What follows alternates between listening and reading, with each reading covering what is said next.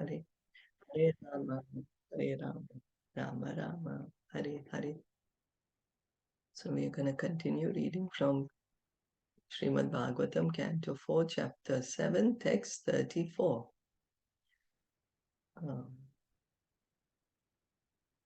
Are you able to see the screen all right now?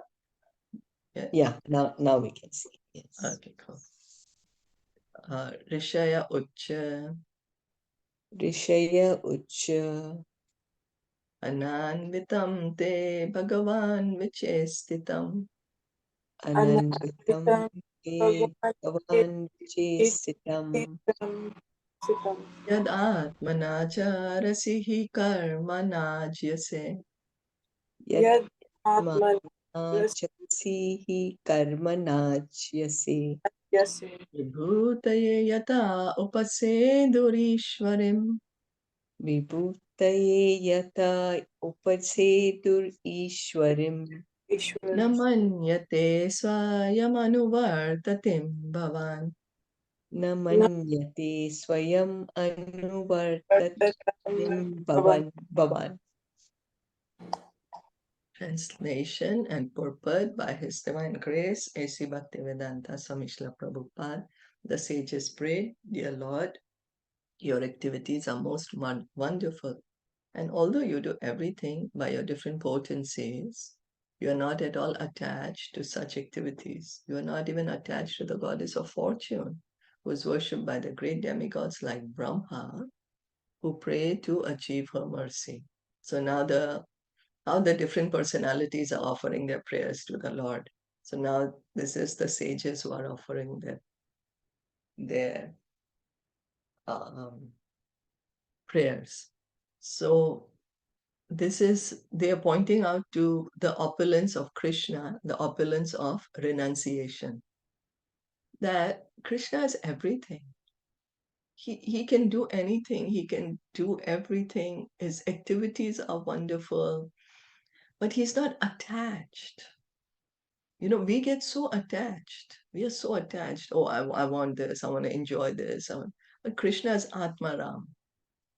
Krishna is Atmaram. He's completely renounced. That's why he's the most renounced, and that's his opulence.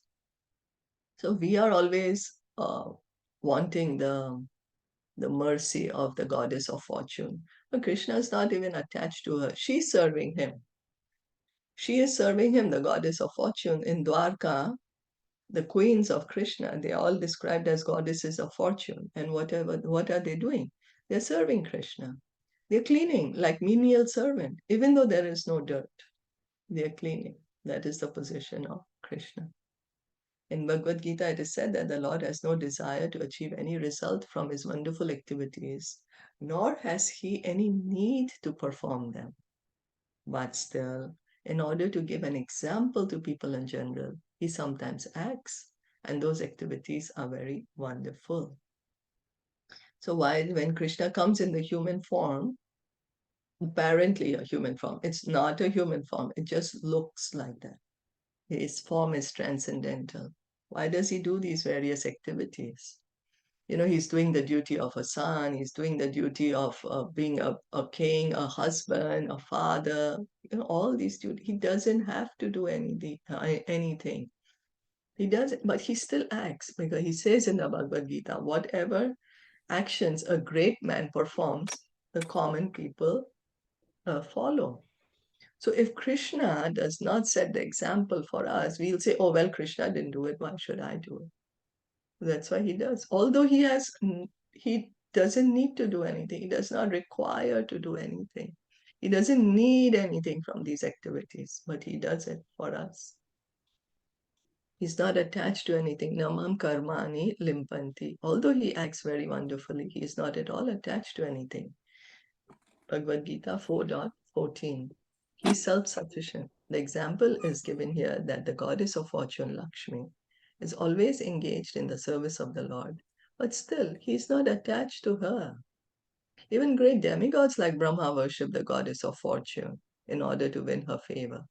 But although the Lord is worshipped by many hundreds and thousands of goddesses of fortune, he is not at all attached to any one of them. This distinction concerning the exalted transcendental position of the Lord is specifically mentioned by the great sages.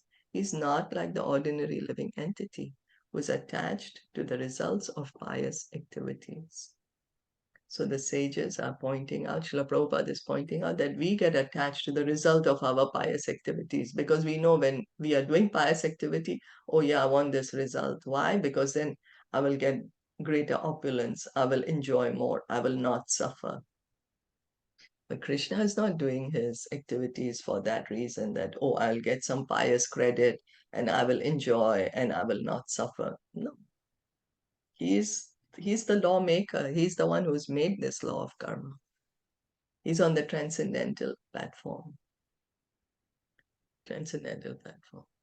Krishna acts out of the love of his devotees. His pastimes, if we see, is out of the love of his devotees, that he's reciprocating the love of his devotees. We just, 1 month we celebrated the Damodar one. So, and what are we doing? Why? Krishna is having such a beautiful, loving pastime. He's reciprocating with the love of his mother. And it's so beautiful that he doesn't need to do it. He doesn't. But because of his love and his mother's love also becomes more denser, With such when children act like that, naughty, then the mother's love also becomes more. And this is how he's glorifying Mother Yashoda. He's making her famous all over, everywhere, all over the universes. Reading on. Siddha Ucha. Siddha Ucha. Ayam Ayam Tvatkatha Mrishta Piyusha Nadyam. Ayam Tvatkatha Krishna Nadyam.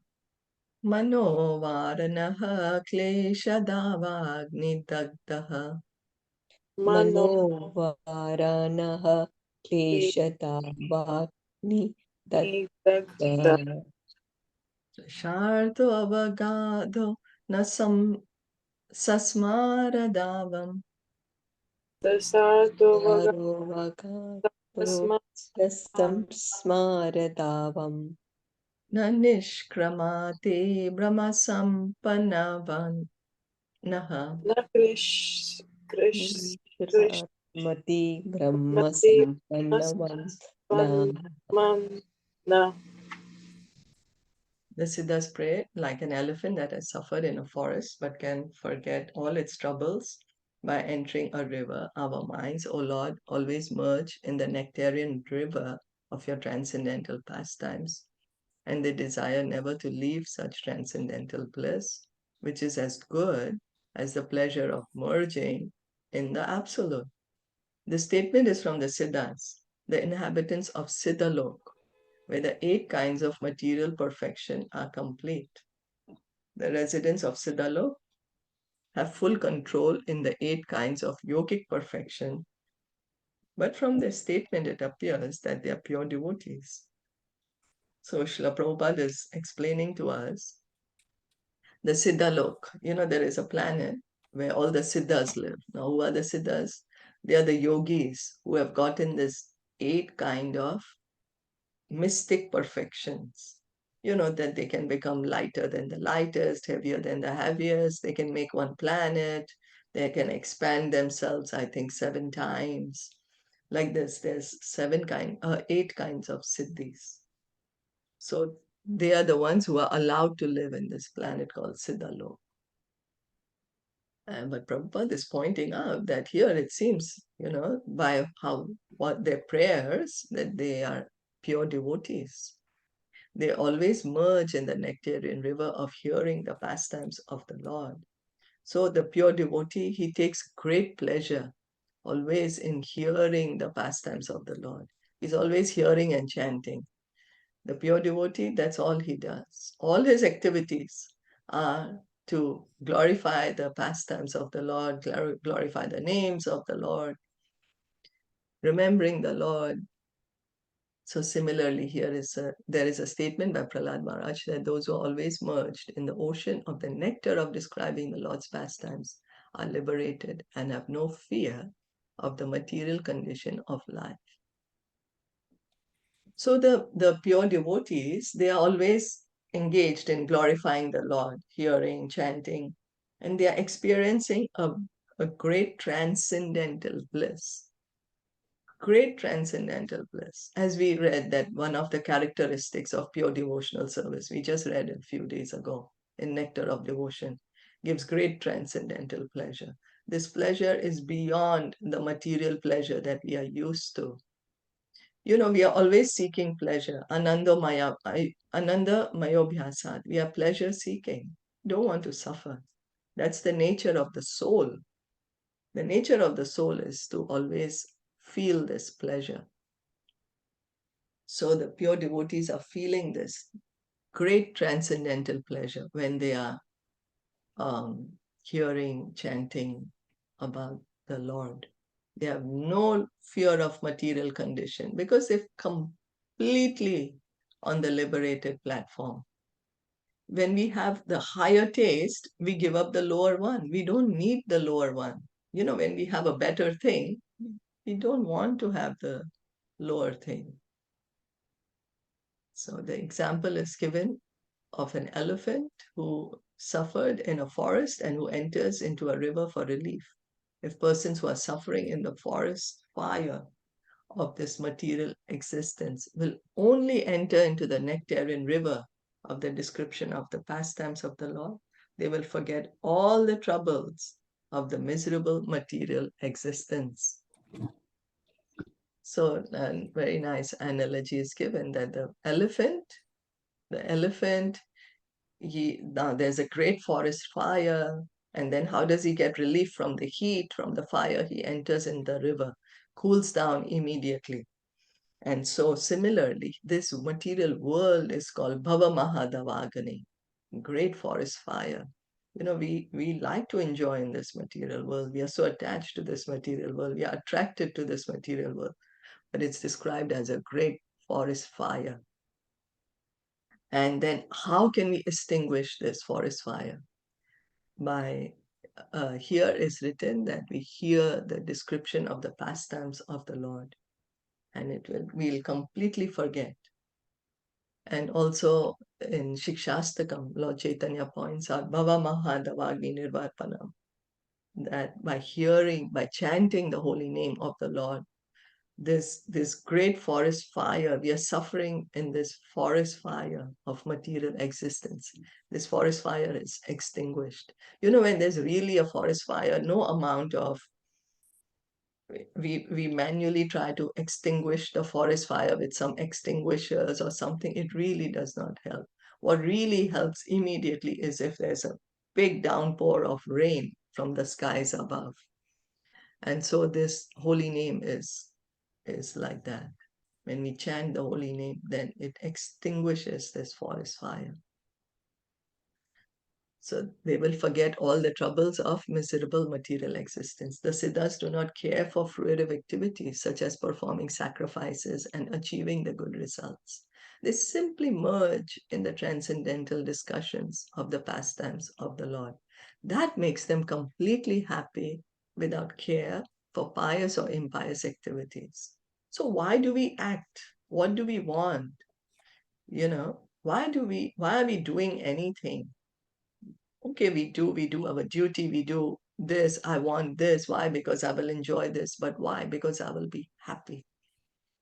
So the Siddhas here, they've realized that they can be completely happy, truly happy, by hearing and discussing the pastimes of the Lord. This is what the pure devotees are always doing. Satanta Chintayantoma. They're always hearing and chanting the glories of the Lord. That makes them completely happy. They are not concerned, let me do some pious activity, let me not do some impious activity. No, they are completely happy by hearing and chanting the glories of the Lord. For those who are always in Krishna consciousness, there is no need to perform any kind of pious or impious sacrifices or activities. Krishna consciousness is itself complete, for it includes all the processes praised in the Vedic scriptures. Krishna consciousness is beyond any material pious activity. In the Vedas are described so many rituals, so many traditions, so many things to be done. But those are they are all on the material level. But Krishna consciousness is on the transcendental level. It's spiritual, is beyond any um, pious activity to get some pious result, or I'm going to go to some higher planet and I'll get greater enjoyment, or even on this planet, I will get greater way of enjoyment if I engage in pious activity. But Krishna consciousness is for the pleasure of Krishna. The pure devotee, um, his mood is, how can I please Krishna favorably? And in this way, he's completely happy. He's beyond the miseries of the material world. That's the first thing that happens. We were reading in Nectar of Devotion. The first thing that happens is all the material distresses are gone when one engages in pure devotional service. When one comes on the platform of pure devotional service, there is no material misery. That's the liberated platform. Means no more affected by the modes of the nature. It's just the first thing, this liberation that happens. And there are many more. So, because liberation is the goal of many people, but the pure devotee is showing us that hey, liberation is the first step. You have to go further. You can experience further happiness, greater bliss. Engage in this devotional service. And the pure devotee is saying that you want to get liberation, you don't need to wait for so long, so many births. You just simply act for the pleasure of Krishna. And you can easily get that. And he's not so attached to liberation as such, as much as he is to Krishna. Did anyone want to add anything or question?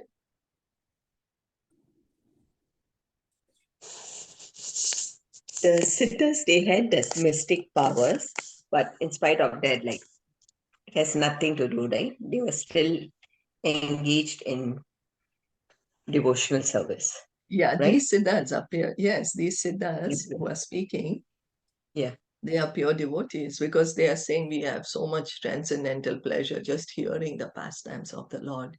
This is a symptom of a pure devotee. Mm. And it's all out of love, when we love someone, then if they've done something good, then we keep repeating it, we keep telling it about to others, and we like to hear others speak about them, and we feel very happy about it. I Right. don't know if you all have experienced it. Yes, yeah. So same. So because the pure devotee has so much love for Krishna, he's always happy. Oh, Krishna did this, oh, Krishna did that. And so they're happy to speak it and they're happy to hear about it. Yajamani Uvacha Yajamani Uvacha Swagatam te prasidesha tubhyam namaha Swagatam te prasidesha tubhyam namah Srinivasa Shriyakanta Yatrahinaha Srinivasa Shriyakantaya Trahina Amrite Adhisha Nanger Makaha Shobhate Twamrite Disha Nanke Makha Shobhate Shirsha Hinaka Bando Yatha Purushaha. Hinaka Bando Yata Purushaha. The wife of Daksha prayed as follows: My dear Lord, it is very fortunate that you have appeared in this arena of sacrifice. I offer my respectful obeisances unto you, and I request that you be pleased on this occasion. The sacrificial arena is not beautiful without you, just as a body is not beautiful without the head. So this is Daksha's wife speaking. We won't be able to read the whole thing, but we'll just read a little. Another name of Lord Vishnu is Yagneshwar. In Bhagavad Gita, it is said that all activities should be performed as Vishnu Yagya for the pleasure of Lord Vishnu. Unless we please him, whatever we do is the cause of our bondage in the material world. This is herein confirmed by the wife of Daksh. Without your presence, the grandeur of this sacrificial ceremony is useless, just as a body without the head, however decorated it may be, is useless. So, Daksha's wife is saying that, oh, you decorate a body, but it has no head, means it's a dead body, So, what is the point? There is no point to it. So she's pointing out here that this entire sacrifice, the reason for this entire sacrifice is to please you, because you are there. So this sacrifice is beautiful. Because you're there, the sacrifice is, I'm sorry, auspicious, because you have appeared. Because you have come. This sacrifice is beautiful, auspicious. That's the goal of all sacrifice. Yagneshwar. Yagneshwar. The goal of any sacrifice is to please Lord Vishnu or Lord Krishna. The sacrifice is not meant to be just done as, oh, I have to do it because, well, that's the reason, because I've been taught to do it. But the reason is to please Krishna. Prabhupada would say, if you're doing something, you should know what you're getting out of it. So what is the point of doing it?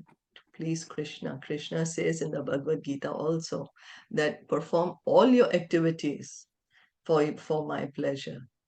Then that becomes a karma. And then when we act in this way, then we are not entangled in the material world, and we can easily get out of this material world. Because when we get attached to the results of our activities, then all these attachments, these entanglements keep us longer and longer in the material world. But when we perform our activities for the pleasure of Krishna, then easily we can get out of here.